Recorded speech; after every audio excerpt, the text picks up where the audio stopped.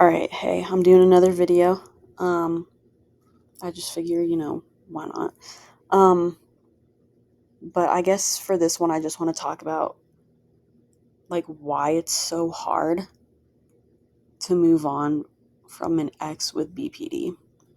And I'm not going to sit here and be like, I know why, you guys. I don't know why, you know? But I'll tell you why I think it might be hard. Because once again, I don't know if you guys looked at or are familiar with the stages of BPD. If you don't know it, I have a video that I made about it, so you can go and look at that. I think it's just so hard because in the beginning, when they do love bomb you and they treat you like you are literally the most amazing person on this earth, like,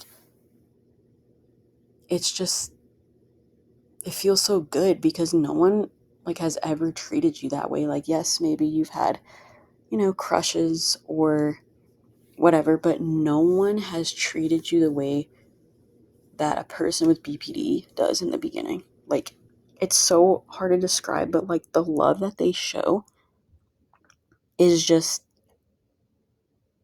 it's crazy. Like, it's over the top and it feels so good, Like, they're obsessed with you and they just want to spend all this time with you and talk to you all the time. And it feels so good to be so close to someone. And it's, like I said, it's indescribable. Like, you feel on top of the world. It's like, that's probably like the highest high you can get in this world. Like, to be honest, the love that they show you and give you in the beginning, like, I don't think it gets much better than that. Like, I really don't.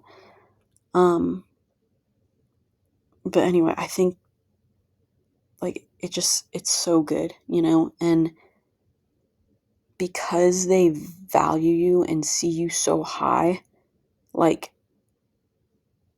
because you're up so high, the only way you can go from then on is down, right?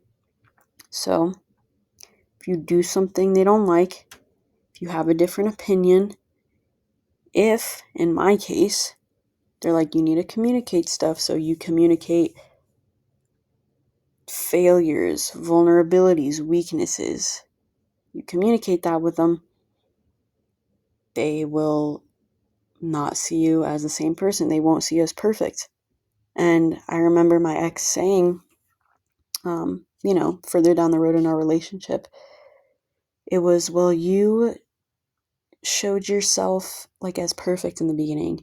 You're not the person who you were back then. It's like, well, I mean, naturally, everybody puts out the best versions of themselves in the beginning. Like, everyone does that, it's not like I was doing that to screw with you. I wasn't.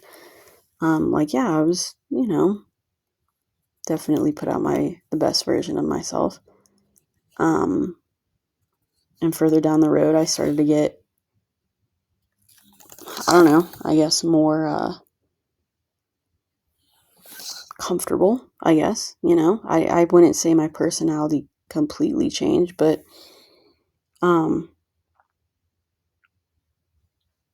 like, I guess, okay, now I'm being reminded of stuff. I might have to change the title of this video, but I said in the beginning, I don't really judge people, and then, I found myself making jokes, which, I shouldn't have done that, or like, this person and they're actually not a nice person, so you're like, I don't like that person because they act this way or they treat people this way, but then it's your fault because you said that about that person. Or like, again, you're just like more joking, you're more sarcastic. Like, I feel like I was really nice in the beginning, but like when I started to joke more, I started to get more sarcastic. That's just me, that's just my personality. Like, I don't know, like, I don't know, but like in the beginning I was able to joke with this person, but then in the end, I would say something, or if my ex made a joke and I made a joke to go along with that joke, it was my fault. And so I can remember this one time where, like, I know my ex struggled with suicide and I get it, but always made jokes about suicide, and I never, you know, really joked about it because it's like, well, I'm not going to joke, since you struggle with that. But one time I was like, are you excited for Monday? Like no one's excited for Monday. And it was met with, oh, I want to kill myself. It was a joke. It was obviously a joke. And then I was like, nah, kill me and then kill yourself as a joke. Oh my gosh. This person got so pissed off because I said that. It's like, you said it first. I am so confused. But like, you literally can't do anything. Like, you really can't. You can't make jokes. You can't do whatever. Anyway, that was like a complete tangent. Sorry, you guys. I just kind of go off as I'm reminded of things. But anyway, so they treat you amazing in the beginning. And again, the only way you can go is down. And naturally, you're going to mess up. You're going to make a mistake. They're going to find out something about you that you did in your past. And you're not this perfect saint anymore, And so I guess that scares them, I guess, because you're not perfect. And I don't know. It's like they push you away for that reason, because you're not who you said you were. But it's like you're not who you were either. The difference between you and me is I'm forgiving and you are not. That is the difference. And like it's just crazy because I feel like this person could murder my family and I'd forgive them. I would, like I really would, This person told me to kill myself. I'd forgive him. This person called me all sorts of names, every name that you can think of. I'd forgive him, But you know, going back to like that stage, the love bombing, you were so used to that. You were so used to how good it made you feel. So when they, suddenly find out who you are, then they start devaluing you and they play that push pull game. I still don't really understand all of it. I'm still not sure why they do it, but they do. But because they push pull with you, because they're like, leave me alone, screw you, F you is what I was met with specifically. You're like, okay, whatever, I'm sorry. And then they're like, no, I'm sorry, I love you. And then you're just so used to that. You want to stay with them because the love bombing in the beginning was so good. So when you get those moments of I love you and all that, like, it makes you feel good. It's that like dopamine hit. Like these people are literally like drugs. Like I don't know how else to describe it. And I think that's why it's so hard to get past them in the end because they are a drug. I remember telling my ex, you are like a drug. You are a drug to me. And my ex said, I'm so sorry. Like, that's, they basically said, I don't mean to be this way. And I feel like that was a red flag. And that was only like a month after I started talking to this person. I don't know. Like, looking back, it's like, holy crap, what about this? What about this? Like, I didn't see this or whatever. But, that's what makes you want to stay. And again, if you're a compassionate, kind person, you want to stay with this person. If you love this person, which I feel like you want to be with them anyway, if you didn't, you want to make it work and you're willing to go like through the deepest hell to make it work. I was, and I don't know. In the end, push pull becomes more. There's more silent treatment. There's less of that love bombing. And then they'll find someone new. And then you're left. And because you're left out of nowhere, you're like, what the heck? And that's why I feel the way I feel. That anxiety, that pain, because again, they're like a drug. It's hard to get away from that when you were so used to it. You were so used to those dopamine hits. I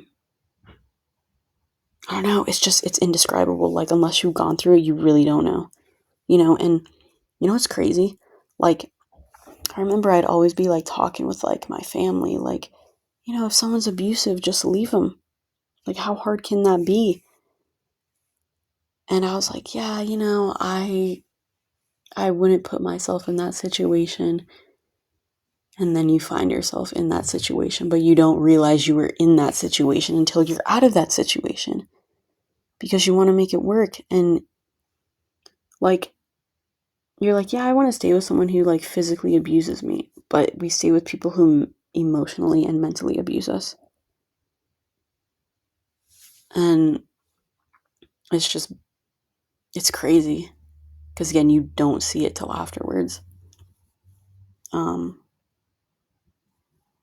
But like, it's hard. I really don't know how to overcome the feelings that I'm feeling, because this is the worst feeling ever. Like, I have, again, this constant pain in my chest. I don't know. People are like, you need to stop thinking about it. I can't stop thinking about it. No matter what I do, I can't, because it's always there. It's always in the back of my mind, and it sucks.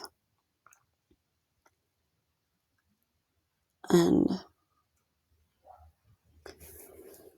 I don't know, you guys, but I think that's why they do it. And if I'm wrong, comment why you think, because I still don't know. I research this like every day, and I still don't know, because it's like, you always think too, is there something I could have done? Could I have given more love?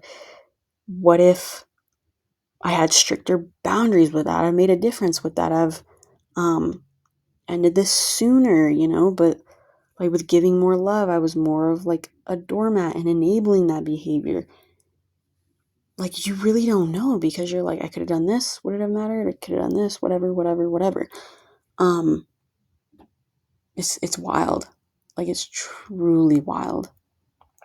And it's wild how like these people will be like, that don't want nothing to do with you. Literally nothing to do with you. Not even a friendship.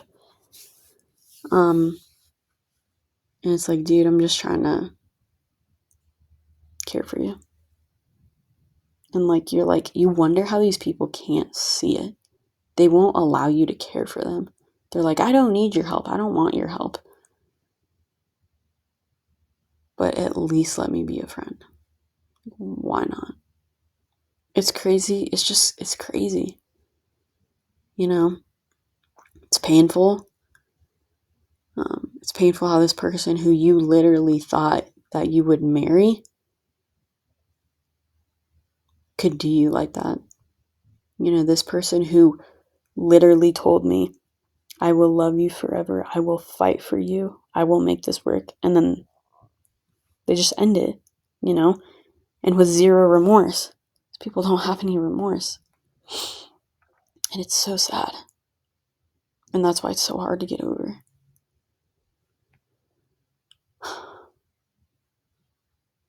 I wish I could tell you guys how to overcome it, but I don't know. Every day, I don't mean to get emotional, but it's like I pray to God, and I'm like, God, just help me. Like, this pain I am experiencing is horrific. And I don't wish this upon anyone. I really don't. I don't wish this upon my ex. I don't wish this upon literally anyone. It's horrible pain. But I pray to God, and I pray to God for my ex, and I'm like, please just be with them. And I even pray to restore a friendship between us, because I just want to help. I pray that my ex would take accountability and see that I just care, and I pray for that constantly because I've tried everything, I feel like, and there's nothing I can do. And I'm still left with, you're harassing me and I'll call the cops. And it's like, oh my gosh, like I don't know what to do anymore except for pray.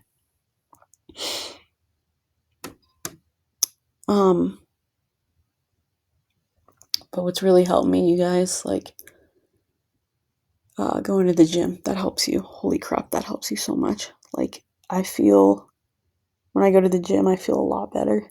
So I try to go as often as I can. I don't know. I wish I could tell you guys strategies of how to deal with anxiety and whatever if you're feeling this way. I don't know because I've never felt this way till this happened. So I've never thought about it. But just surrounding yourself with people who actually love and care about you, and going to the gym and doing things that make you feel good, and I don't know, trying to get your mind off of this person. And it's only been a week. And I know good things take time. I know a week is nothing. But it's just hard, But guys, if you're watching this, if you believe in God, just pray for me. If you don't, keep me in your thoughts. But you guys, I know how it feels, and I'm praying for you guys too. And I'm praying for your exes or whomever has this. That's all we can do is pray for each other and just, we've done our part. We've done our best, and only God can heal them. That's the reality of it. And I know they can heal themselves too. And my ex said, I don't need your help. I don't need whatever. And it's like, okay, only God can reveal that to them, But, thanks again, you guys, for watching. Again, more venting. I don't even know what I'm going to title this video. But yeah, I love you guys. I really do. I know I don't know you, but I love you. I know you're experiencing pain, and I wish I could take away your pain, and